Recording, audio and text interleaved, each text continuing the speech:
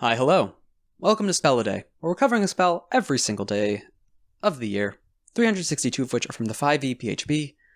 +3, the +3 are homebrew spells, we're at +1 at the moment. You can head back in the playlist to find it. And today's spell is, it's Glyph of Warding. 3rd level Abjuration. I thought this was way higher of a spell. Casting time of 1 hour, range of touch, components verbal somatic material, incense, and powdered diamond worth at least 200 gold pieces, which the spell consumes. Duration, until dispelled or triggered. When you cast this spell, you inscribe a glyph that later unleashes a magical effect. You inscribe it either on a surface, such as a table or section of floor or wall, or within an object that can be closed, such as a book, a scroll, or a treasure chest. To conceal, the glyph can cover an area no larger than 10 feet in diameter. If the surface or object is moved more than 10 feet from where you cast this spell, the glyph is broken and the spell ends without being triggered. The glyph is nearly invisible and requires a successful intelligence investigation check against your spell save DC to be found. You decide what triggers the glyph when you cast the spell. For glyphs inscribed on a surface, the most typical triggers include touching or standing on the glyph, removing another object covering the glyph, approaching within a certain distance of the glyph, or manipulating the object on which the glyph is inscribed. For glyphs inscribed with an object, the most common triggers may include opening that object, approaching within a certain distance of the object, or seeing or reading the glyph. Once a glyph is triggered, the spell ends. You can further refine the triggers so the spell activates only under certain circumstances or according to physical characteristics, such as height or weight. Creature kind, for example, the ward could be set to affect aberrations or drow, or alignment.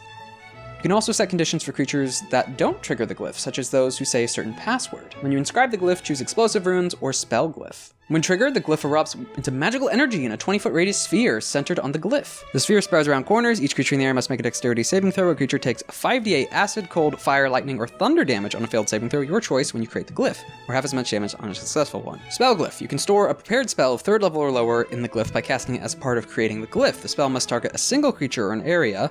The spell being stored has no immediate effect when cast in this way. When the glyph is triggered, the stored spell is cast. If the spell has a target, it targets the creature that triggered the glyph. If the spell affects an area, the area is centered on that creature. If the spell summons hostile creatures or creates harmful objects or traps, they appear as close as possible to the intruder and attack it. If the spell requires concentration, it lasts until the end of its full duration. At higher levels, when you cast this spell using a spell slot of 4th level or higher, the damage of an explosive rune glyph increases by 1d8 for each slot level above 3rd. If you create a spell glyph, you can store any spell up to the same level of the slot you use for the Glyph of Warding.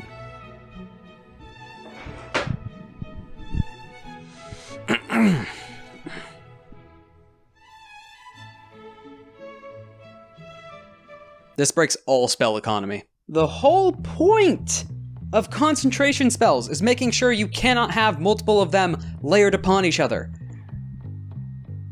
The whole point of that, you have to focus on one of them.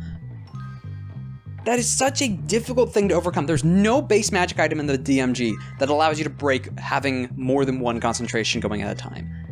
Yet this spell spits in the face of it. Okay, so first let's cover the explosive runes. It's a magical landmine that allows you to pick the damage type. It's 5d8 for a 3rd level spell, so.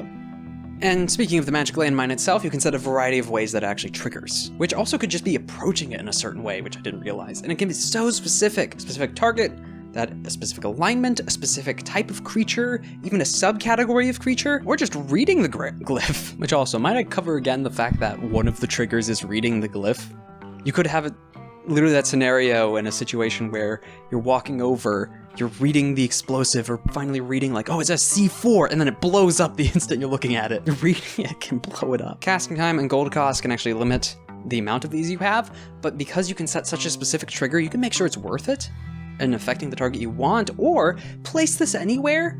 I thought this was going to be a little too general on the objects and platforms or walls or areas, but the fact that you can set the specifications of when it triggers to be so specific. Also the fact that I thought the glyph had to be 10 feet in diameter. It doesn't. It can be in small chest, on a scroll. It can be a small glyph that once you notice it reading the scroll when looking for the signature, it explodes in your hand. You could set up some really fun scenarios on where to place these explosives, or specific targets attacking, or if you set up a magical landmine. It's an expensive magical landmine, but it only hit the enemies. Now onto the spell glyph, which you can use as an explosive mine rune by just placing fireball in it if you just want 8d6 instead of 5d8. Good for you. Uses your DC. Targets the creature if it's a specific targeting one. again, we already talked about the specifics that you can get it to actually hit things. The fact that where this breaks it, and the main focus we're going to be going on, is the fact it doesn't require concentration for any of these. And it lasts for the full duration. The main idea behind the spell, in its theories, and in the principles of its design likely, is the fact that this is meant to be a magical landmine. This is for to be curses, this is meant for angry summonings, which is where it specifically calls out if you're summoning hostile creatures. But you can stack this lasts until dispelled, as long as you have the spell slots, the time, and the gold.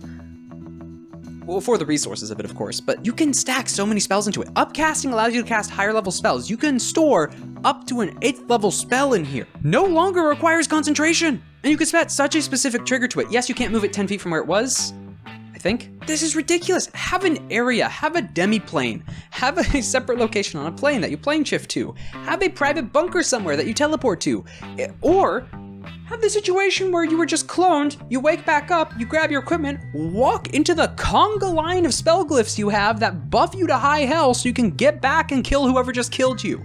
Set up a booby trap, set up the ultimate booby trap. Put so many different spells, send them into a demi-plane with these all loaded up. They don't have to take up the 10-foot slot. You can place them on the walls, you can place them on objects. You could... So many spells that are held back, nerfed, kept in check, to not make overpower by the fact they have concentration as a tag, and you've placed a 3rd level spell that overcomes that. It takes prep, it takes gold, it takes spellcasters and spell slots. But if you have those covered, which you're a D&D party in a fantasy setting, as someone so put it, the spell economy is in shambles, 10 out of 10.